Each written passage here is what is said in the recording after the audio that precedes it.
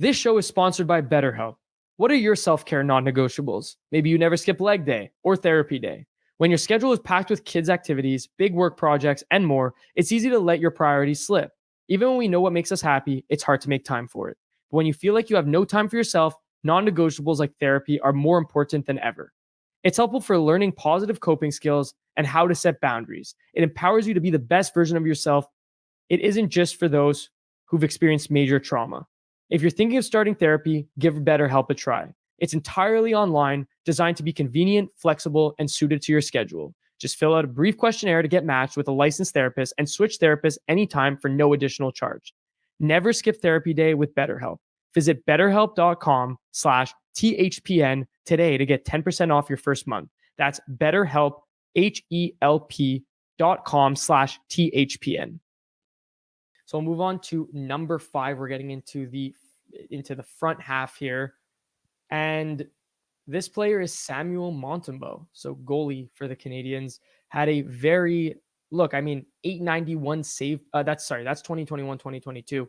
But I'm moving it down here. He had a 903 save percentage with the Canadiens this past season, a 901 the season prior, and 891 the season before that. So looking at the trajectory, he's been getting better every single season, but yet the Canadiens are still not a good hockey team. They picked fifth this past season. They picked fifth the season before that, and they picked first overall the season before that one. So with that being said, these numbers for Montembeault are very, very impressive, given what he's been dealing with from a team structure standpoint. Yeah, it's so hard to read into goalie stats because Georgiev had the most wins in the NHL as a goalie, but had like a sub 900 save percentage. So what I'm going to point out here is when Montembeault was on, he was on his game. It was absolutely unreal to watch. He was beating really good teams, but when the Canadiens were falling apart, yeah, he would fall apart as well. It's pretty discouraging as a goalie when your defense isn't really helping you out there and you're letting in 5 goals before the third period starts. But the point is, I think Montembeault is going to be more and more consistent as the Canadiens continue to develop. And based on what we saw last season, I don't think this is a hot take at all. He could be that goalie in the future. I know we have Jacob Fowler, but he's the guy right now that's gonna win us some games. I think so too. I think he's that good transition guy, right? From, For sure. like you said, from going from Price to Fowler, if you want to put it that way. I know that might be like a bit of a stretch because Monty's been around, but at the end of the day, I think we can both agree that he's not necessarily the goalie of the future, but he's the goalie that's going to be that placeholder until the torch is to be passed Yeah. on. Was he a waiver claim? He was Another from goated Florida. waiver claim. Yeah. And Paul, the other goated waiver claim is working in the front office, so can't complain. Can't complain. But let's move on. I already spoiled this pick. But at number 4, we had Mike Matheson.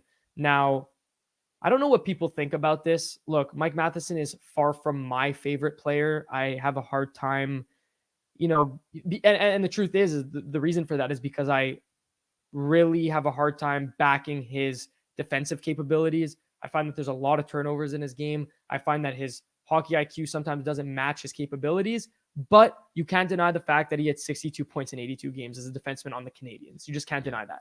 Yeah, I don't think you can argue that at all. And again, based on what happened last season, I don't think you can argue that he shouldn't be in this top 5 right now. He had 62 points on the Canadiens. Like, it's crazy. When was the last time a Habs defenseman did this? Markov, Subban? I don't even know if Weber. It might have been probably Petrie, but I don't even know if he cracked 62. Yeah, I don't think so. I think it was one of those shortened seasons that he did really well. So I think he's on a bad team as a number 1 D-man when he shouldn't be on any other team. If he got traded to a contending team, he's probably a third, maybe a second best defenseman. So I think it's his turnovers. Yeah, sure, they add up and it's hard to watch sometimes, but he's always going against the best players against good teams. So you can't read into it that much. I think the 62 points speaks for itself, and his offensive ability is amazing. Watching him skate is really, really fun. So he's very talented, and given what the Habs gave up to get him, it even lifts his value a little bit too. But so Matheson at 4, I feel like that's fair given what we saw last year, given what his role is going to be like on this team this year. Now, Liam, I'm going to give you number 3 here. Now, this may surprise a lot of people, but I'm putting it up. It's Caufield. Cole Caulfield coming in at number 3 again. Is that crazy? Obviously, I don't think it's crazy. I think some people will think it's crazy, but I don't think it's a crazy take. Look, Caulfield had a slower season this year. He had 26 and It's still 46 so the crazy to season. me that he's still at 65 and 82. Yeah, 65 and 82 is pretty good again on a bad team, but he had a slower season than the year before that. He had 26 and 46 the year before last year. 28 and and 82. 82. Yeah, 26 and 46 the season before that. So it was a slower season, and I think that's a part of the reason why he's ranked 3rd, but his assist game really increased. Yeah. Going from 10 assists to 37 is pretty wild, and you don't see that very often from a Because goal scorer. he was on pace for like literally less than 20 assists the season when he got hurt. Yeah, and I think the key positive here is that he played a full season. Everyone thinks he's super injury prone. Played 82 games last year. Yeah. So People were worried about his shoulder, but to be completely honest with you, the Habs are a team where like if the guy is actually injured, there's no point in him. Like they wouldn't yeah, keep him in if he was actually hurt, right? yeah. And the So one thing I'll bring up is he did have a bit of a rough World Championships also, which is why I think we have who comes at number 2 higher. But Caufield, still in our top 3, is going to score 30 this year. I'm calling it right now. 30. Wouldn't be surprised with 35 the way our guys are playing together. And yeah, I mean, it's Cole Caufield. You know he's going to shoot the puck. You know he's going to score. I think number 3 is a fair take right here. yeah, I think it's very fair. But and honestly, I know I feel like we said this for the last 2 seasons, but I could also see a world where again you look at his season before that and he had 26 and 46, right? Or whatever it was, 26 Yeah, and whatever, yeah, it 47. was. The truth of the matter is that is there a world? Does he have the potential to score 40? No doubt.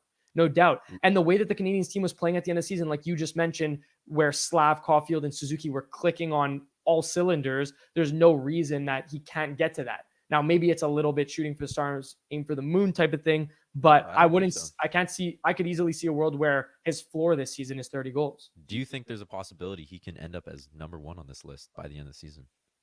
No, I don't. Okay. I don't. I think there is a possibility. If he scores 45, which is not really, it's not undoable. It's not impossible. If he scores 45, he's number 1 on this list for me. Unless Suzuki Okay, so I has have a 100. question. Well, that's what I was going to say. If Caulfield has 45 goals and Suzuki puts up 90 points, I have Caufield over him. you have Caulfield. So you have Caulfield as the number 1 Montreal Canadiens player over Yeah. Suzuki. And yeah, if Suzuki cracks 100 points, I will have Suzuki But at number 90 1. doesn't push the needle. No. Hmm. What did he have this past year? 78, I believe. He was. Well, we'll get into it. Yeah, he was right there. But anyway, that's an interesting debate, and I wonder how that's going to play out. Know the beautiful thing about being a sports fan? There's only like 2 days the whole year without a game. 2. With so much happening and so much action, that makes just about every day game day at DraftKings Sportsbook. It's super easy for first timers to get started. Try betting on something simple like picking a team to win. Go to the DraftKings Sportsbook app, select your team, and place your first bet. It really couldn't be any easier, any simpler. Guys, this is the perfect time to get in and start betting on futures for football, for hockey. These seasons are right around the corner and there's no time to wait.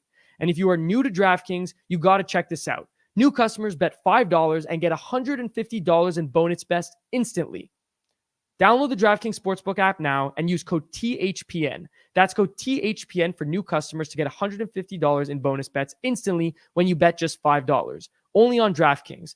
The crown is yours. Bonus bets expire 168 hours after issuance. Gambling problem? Call 1-800-GAMBLER or visit www.1800gambler.net. In New York, call 877-8-HOPE-NY or text HOPE-NY 467-369. In Connecticut, help is available for problem gambling. Call 888-789-7777 or visit ccpg.org. Please play responsibly. On behalf of Boot Hill Casino and Resort, 21 plus age varies by jurisdiction. Void in Ontario. Bonus bets expire 168 hours after issuance. See dkng.com/hockey for eligibility and deposit restrictions, terms, and responsible gaming resources. NHL and the NHL Shield are registered trademarks of the National Hockey League. Copyright NHL 2023. All rights reserved. But anyway, it doesn't change the fact that at number 2, we have the unicorn, Uri Slafkovsky. Now, there might be a little bit of recency bias here, but it doesn't change the fact that his second half of the season was absolutely phenomenal. His second half pace was phenomenal. He finished with 50 and 82. A lot of people were counting him out, including myself. I didn't know where this was going. I didn't know what the Montreal Canadiens team was going to be doing with Slafkovsky, but clearly keeping him in the NHL was the way to go. 50 and 82, playing with Caufield, playing with Suzuki, playing on power play 1. It was a question of opportunity and growing game by game for Uri Slafkovsky. How do you feel about this ranking at 2, Liam? I love it. He seized on his opportunity to be in that top line role, top power play role. There's no more of this third line stupidity of and him playing 12 minutes a night. He is the top line guy. Maybe he slides onto line 2 with Kirby Dack, but it's a 1-2 punch. It's not line 1, line 2. It's two line ones. They're going to play very similar amounts of time. So this is going to be the year where Habs fans truly see if Slaf is that guy, if he is that high potential player. If he's able to put up 60 points, I feel like it's a successful year. 70 would be absolutely outstanding, and I think that's definitely in the realm. I guess my bold take here, Liam, is that I see him putting up 75 points this year. And I know, again, everyone's going to come for me and say, you're crazy, you're a Habs fan, you're delusional, you're a freak. I don't know. I don't know what they're going to say. They're going to say all of it. But the truth is that if you look at his pace, and I wish I could pull up the number because I don't have it, but from games 40 on, so let's cut it, or 41 on from the halfway point, he was on a ridiculous pace. He was on pace for 70 points. There's no doubt in my mind. And again, this Canadiens team, if you look at it on paper, has gotten a lot better just because of the fact that everyone's getting older. You'll have a guy like Hudson enter into the lineup. Like there's playmakers, there's skill to go around, there's goals to be scored, and there's points to be had. And I think with that being said, Slafkovsky is going to be a huge benefactor there. Yep, I agree. So we'll leave it at that. And at number 1, I don't think it's a surprise to literally anyone, Nick Suzuki. Yeah. I mean, I don't even know how I don't think it's debatable. Like, this is just locked in. 77 points in 82 games. Again, on a bad team. 33 goals. He's like a top 10 center, Liam. Yeah. He's borderline a top 10 center in this league. I feel like is very, very valid. I don't see how people can argue that he's not, maybe not superstar, but definitely elite all-star tier center. And it's very hard to get. The question is, can the Canadiens win with Nick Suzuki? Can they win the Cup with Nick Suzuki as their first-line center? And I think the answer is yes. I think the answer is yes, solely for the reason. And again, points are not everything, but we know what Suzuki brings from a two-way perspective. And on top of that, we're looking at 77 in 82. He's currently 24 years old. So that was in his 23-year-old season. Yeah. And let's be completely honest here. This Canadiens team is only getting better. You add Demidov, you add Reinbacher, you add Lane Hudson, you add another year of Joshua Newhook. I can go on. Realistically, you guys think I'm pumping the Canadiens tires, but the truth of the matter is that this team is continuing to get better. So I could see a world where maybe Suzuki is not an 100-point player, but he'll definitely sniff that. Like I think he'll get to 90, 95. If Caufield scores 45, Suzuki's assisting on all of those, plus whatever Slaf is scoring, plus whatever Kirby Dack is scoring on the power play. So yeah. I feel like he could be a 100-point player at his very peak. I mean, that would be unbelievable. And with that being said, going back to the prior argument, if Suzuki gets 100 points at some point in time versus Caufield 50, who's the number 1 player on the Canadiens? It's got to be Caufield. 50 goals. When was the last time a Canadian scored 50? I don't know when the last time a Canadian did it, but I know that there's a lot of 50-goal scorers in this league. Well, there's not that many 100-point scorers. All I know is Zach Hyman scored 57. True. Or whatever, 52. Yeah, but Caufield with McDavid would do wonders. 70 goals, lock it. But nonetheless, I mean, I think that's a pretty fair list. Obviously, it's tough to speculate on a guy like Hudson, for example, or even Newhook, Roy, Doc, because at the end of the day, we don't know it. Like, our ranking could be completely off, halfway through the season. But based off what we saw last year and based off what we're projecting, I feel like it's a very fair ranking. Yeah, and we want to hear your opinions too. You can call us idiots, but not too much bias is going into this. It's the Habs, and I feel like we know what we're talking about, what the potential is, and how these guys have played in the past. So argue with us. We're happy to hear it. We appreciate you guys tuning in as per usual. I told you guys we were going to keep it short, and we did. So make sure to tune in for next episode, and we'll catch you then.